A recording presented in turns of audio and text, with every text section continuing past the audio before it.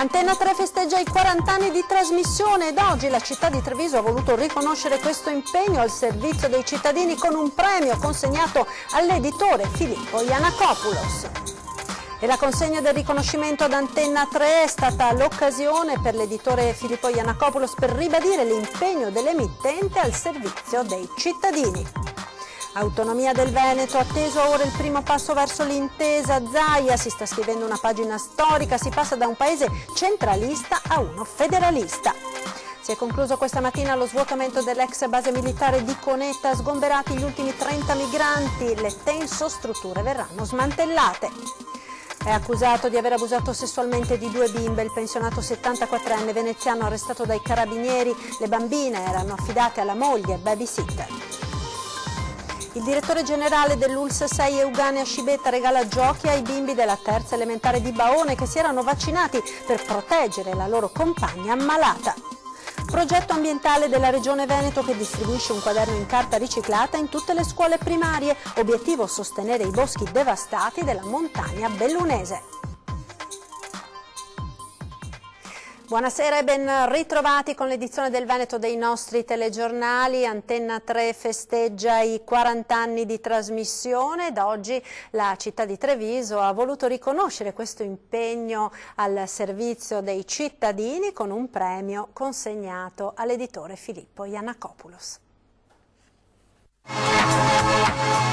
In occasione del 40° di fondazione, a nome della comunità trevigiana ho il piacere di consegnare il presente attestato ad Antenna 3 Nord-Est, quale ringraziamento per l'importante presenza nel territorio e per la capacità di raccontare la città, vivendo la sua trasformazione a fianco dei trevigiani e documentandone l'evoluzione, con serietà, professionalità e impegno e per il fondamentale e qualificato servizio di informazione a favore dei cittadini, unitamente ai programmi di approfondimento, valorizzazione e recupero delle tradizioni e di cultura.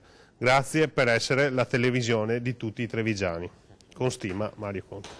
Grazie mille. 40 anni di informazione, 40 anni in prima linea a raccontare un territorio che da Treviso si è allargato fino a comprendere l'intero nord-est e la città di Treviso, dove tutto è nato, ha voluto rendere omaggio ad Antenna 3 con un riconoscimento consegnato stamane dal sindaco Mario Conte all'editore Filippo Iannakopoulos.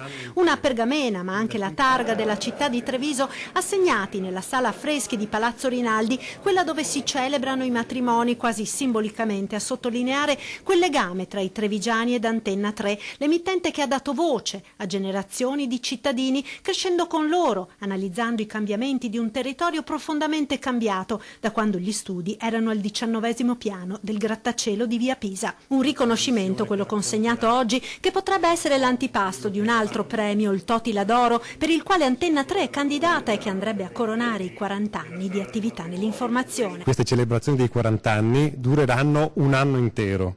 Quindi dal punto di vista di Antenna 3 abbiamo messo su una trasmissione che racconterà la Marcord di quello che eravamo, di come siamo stati per 40 anni e andremo avanti tutto l'anno con eventi speciali, quindi è un anno di festa che ovviamente deve essere un anno di festa per tutti i cittadini se vogliono celebrare con noi, perché alla fine i veri protagonisti sono loro. E la consegna del riconoscimento ad Antenna 3 è stata l'occasione per l'editore Filippo Iannakopoulos per ringraziare tutti coloro che hanno lavorato in questi 40 anni per rendere grande questa televisione e l'occasione anche per ribadire l'impegno al servizio dei cittadini negli anni a venire. Sentiamo. Io ho 42 anni e Antenna 3 ne ha 40. Quindi significa sostanzialmente che io sono l'ultimo passetto di una storia che è sempre stata legata a doppio filo alla città di Treviso, al Veneto, al nord-est, una storia che è stata fatta soprattutto da persone, ma da tante persone che si sono seguite negli anni. Bisogna assolutamente dire che questo premio, questa riconoscenza, questo radicamento della città di Treviso poggia sulle spalle di tutte le persone che hanno costruito il marchio Antenna 3, soprattutto a tutti i dipendenti di Antenna 3, del nostro network Media Nord-Est, ormai ne abbiamo più di 100, compresi e divisi in 6 sedi, ma quando parliamo di Antenna 3 di tutti quelli che hanno contribuito a far nascere e crescere la perla del nostro palinsesto, che è il telegiornale, soprattutto quello di Treviso, che vi ricordo come share batte anche i canali RAI durante quindi è un unicum a livello nazionale Antenna 3. Mi viene da fare un ringraziamento a tutti i direttori che si sono susseguiti, ma da ultimo uno particolare anche a Tiziana Bolognani, che aveva traghettato sostanzialmente nel periodo più difficile Antenna 3, a tutta la gente che lì si è tagliata lo stipendio, sostanzialmente ha accettato le condizioni di lavoro difficili in quegli anni dove non c'erano risorse purtroppo, e poi alla fine quando siamo entrati noi abbiamo fatto questa operazione industriale che ha portato alla creazione di un network, che è il Network Media Nord-Est, che ha sfruttato economie di scala, che è il primo network nel Nord-Est di gran lunga per ascolti, per numero di dipendenti, per sedi, per edizioni di telegiornale, e abbiamo dato una solidità, e quindi di nuovo al direttore Baccialli, al vice direttore, tra l'altro freschissimo di nomina, Ferdinando Avarino. Quindi è un grazie che si estende a tutti i protagonisti reali di questa televisione, che è viva solo se poggia sulle persone. L'impegno che mi prendo io dal punto di vista editoriale di dire che per i prossimi 100 anni Antenna 3 sarà a servizio della cosa più importante che abbiamo, cioè il cittadino. E chiudiamo questa ampia pagina dedicata ai 40 anni di Antenna 3, torniamo a parlare di autonomia. Si sta scrivendo una pagina di storia del Veneto e di questo paese. Con l'approvazione dell'autonomia questo governo verrà ricordato come il governo della vera riforma storica. Così il governatore del Veneto Luca Zaia, sulla firma ormai imminente della bozza d'intesa sull'autonomia attesa a ore. Sentiamo. Ore decisive, la bozza d'intesa sul tavolo del Premier Conte, pochi centimetri a un traguardo storico.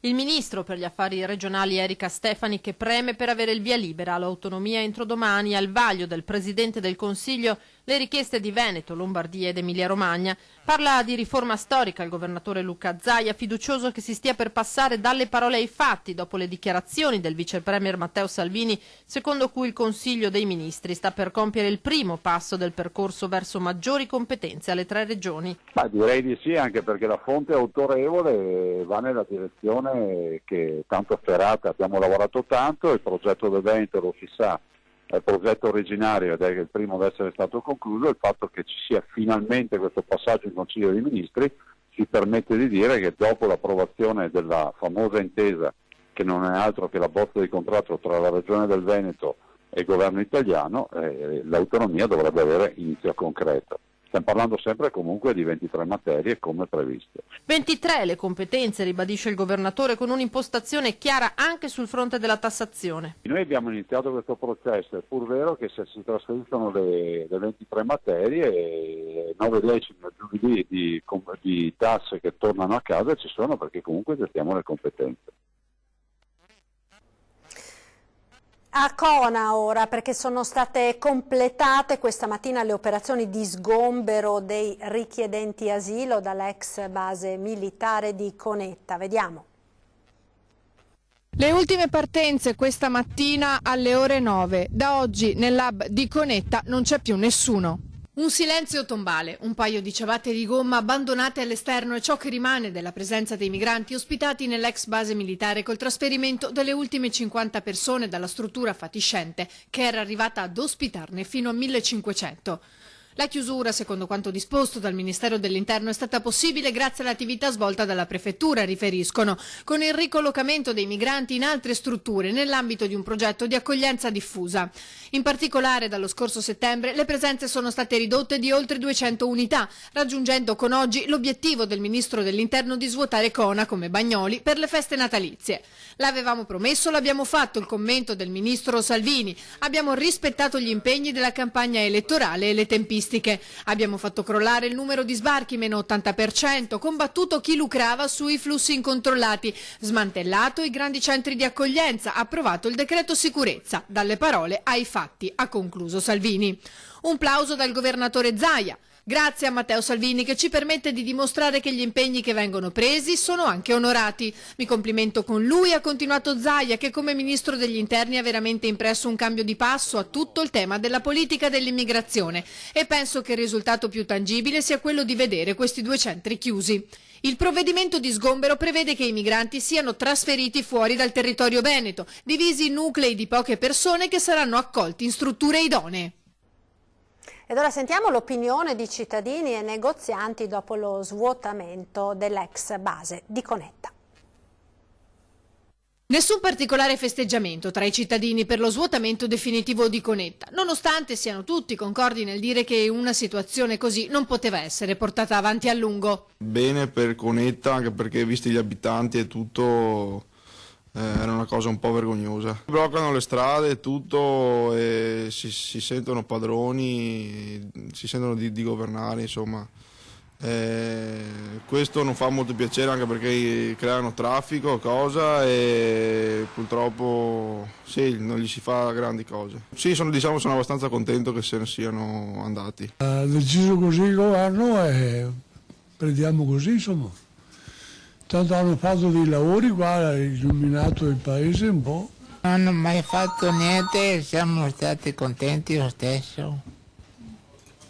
La stessa cosa, Malani non ho visto per niente, per case, non ho mai visto che vanno neanche a rubare. Non hanno creato problemi? Per niente, no. Fortunatamente disagi ne abbiamo avuto ben poco.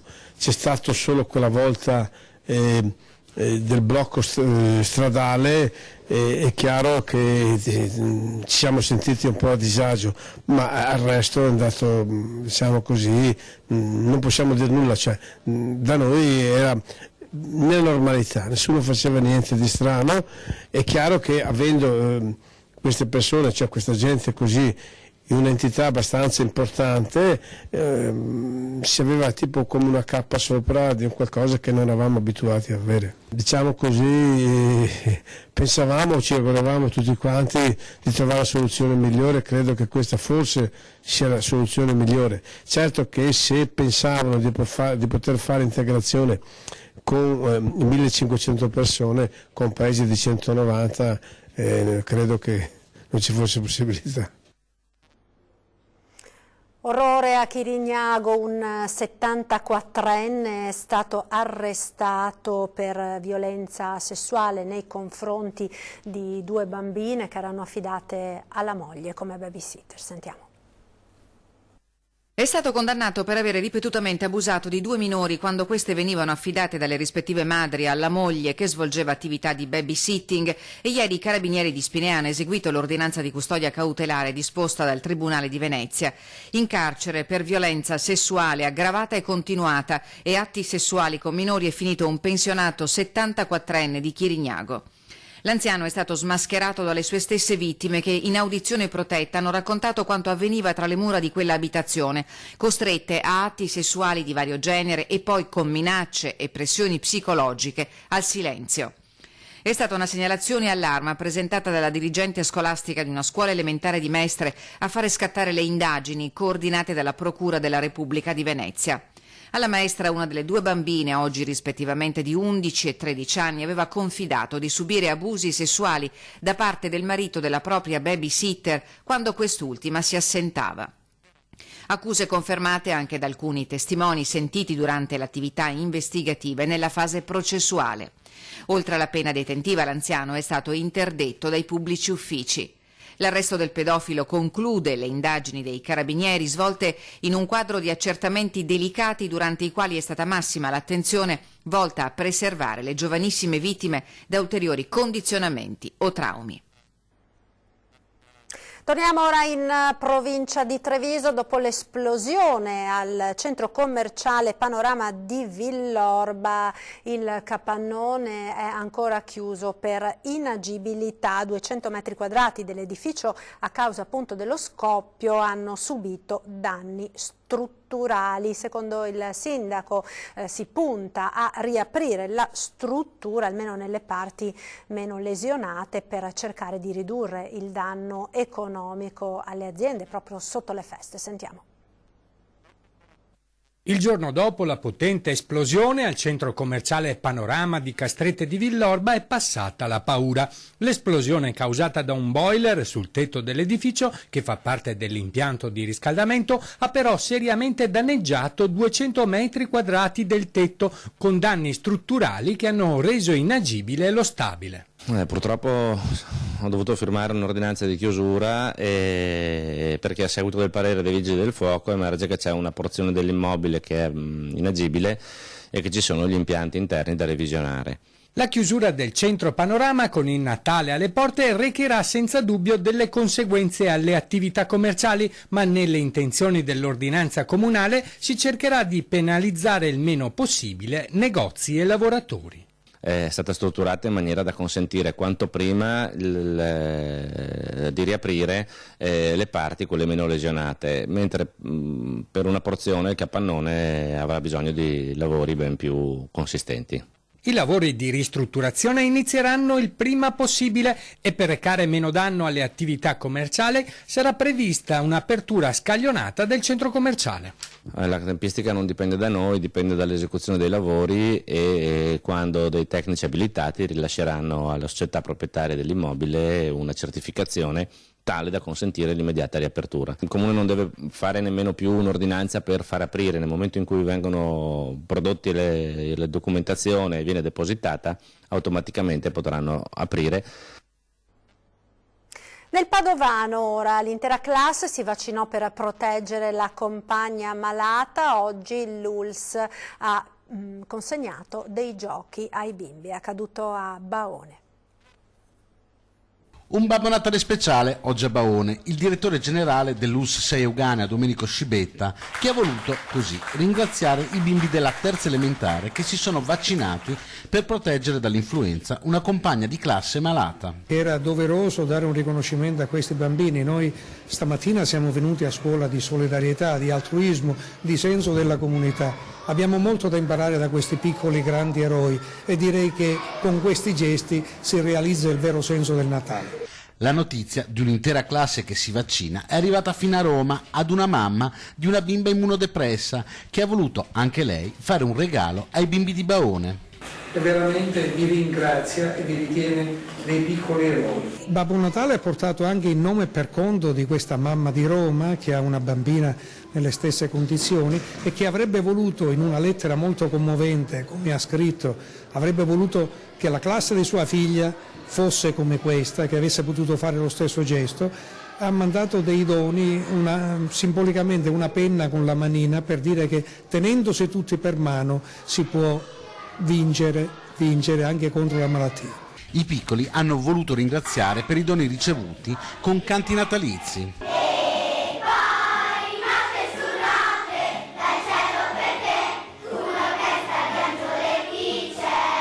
Un gesto, ha sottolineato il direttore Scibetta, d'esempio per tutti, un atto di solidarietà e responsabilità verso tutta la comunità. Buon Natale di cuore e buon anno!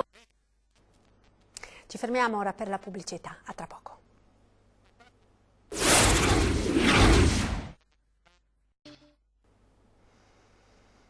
E rieccoci nuovamente in studio con l'edizione del Veneto dei nostri telegiornali. Proseguiamo ora con un altro progetto che riguarda le scuole, un progetto ambientale per difendere i boschi del Veneto devastati dal maltempo. Sentiamo. 225.000 quaderni in carta riciclata distribuiti in tutte le scuole elementari della regione per sostenere il recupero del patrimonio boschivo del Veneto dopo la grande tempesta di fine ottobre che ha colpito le zone montane. I quadernoni a quadretti, realizzati rispettando l'ambiente, saranno utilizzati per le normali attività scolastiche dei ragazzi, ma daranno a tutti uno spunto di riflessione. Avranno questo quaderno su cui poter riflettere, su cui fare un po' di educazione ambientale, sapere che il nostro Veneto è in ginocchio, però viene ricostruito da ciascuno di noi. tutte le scuole primarie del Veneto avranno questo bellissimo quaderno di riflessione. Il quadernone riproduce in copertina un fumetto sulla rinascita dei boschi feriti dal disastro ambientale e nelle ultime 2 pagine invita gli alunni ad esprimere attraverso un disegno, un testo, una poesia il proprio pensiero sul tema della fragilità ambientale, dei cambiamenti climatici e della tutela della natura e del suo patrimonio. La metafora di raccontare attraverso un quaderno e quindi distribuirlo attraverso le scuole primarie, dalla prima alla quinta elementare, è quella proprio di dare il messaggio ai bambini e ai giovani che in fondo anche da un disastro si può ricostruire. Il bosco è una metafora, le radici, il territorio. Alla fine del progetto, quello che i bambini avranno elaborato sarà valutato da una giuria di esperti che selezionerà e premierà i lavori più meritevoli. Ai bambini di oggi, con questo progetto, affidiamo insomma simbolicamente il bosco di domani.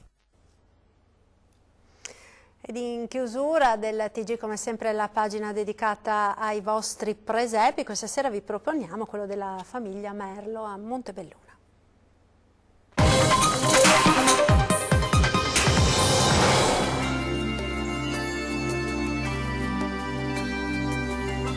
È una tradizione ormai che dura da anni.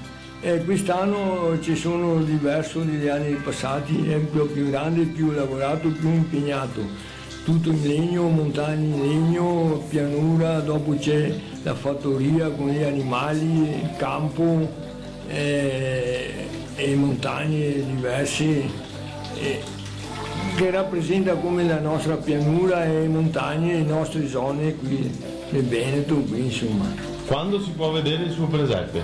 Il mio presepe si può vedere sabato, di solito sabato e domenica, giorni festivi, e tutto il mese di gennaio. Si trova a Montebelluna in via Sant'Andrea numero 37, a 1 chilometro dall'ospedale vecchio. Auguro a tutti i telespettatori un buon Natale e un felice anno nuovo.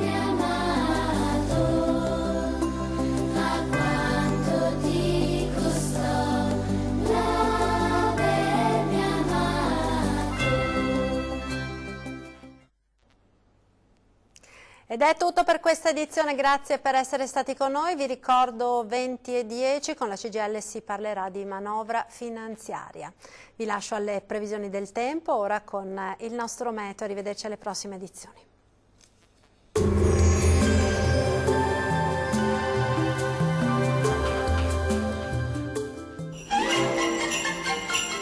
Fresco e Vario, i surgelati di prima qualità, vi augurano buone feste. Ben ritrovati al meteo. Giornata piuttosto grigia sulle nostre regioni, ma vediamo il dettaglio di venerdì 21 dicembre. Sul Veneto al mattino avremo nubi basse, foschie e nebbie sulle pianure e sulle vallate, spesso fitte e persistenti anche per tutto l'arco della giornata, senza precipitazioni degne di nota. Sarà più soleggiato invece sui settori montuosi.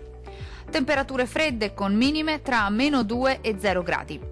Valori massimi compresi invece tra 2 e 3 gradi. Diamo ora uno sguardo al Friuli Venezia Giulia.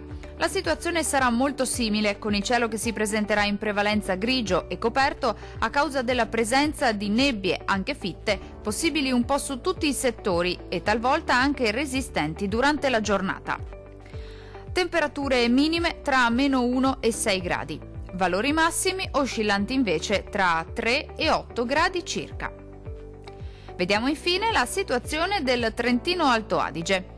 Qualche nebbia potrà riguardare al mattino le vallate alpine meridionali, ma si risolverà presto. Sul resto della regione invece sarà ampiamente soleggiato ovunque e il cielo si presenterà al massimo poco nuvoloso. Temperature minime tra -4 e 0 gradi. Massime comprese invece tra 3 e 7 gradi circa. Dal meteo di Antenna 3 per ora è tutto. Arrivederci al prossimo aggiornamento.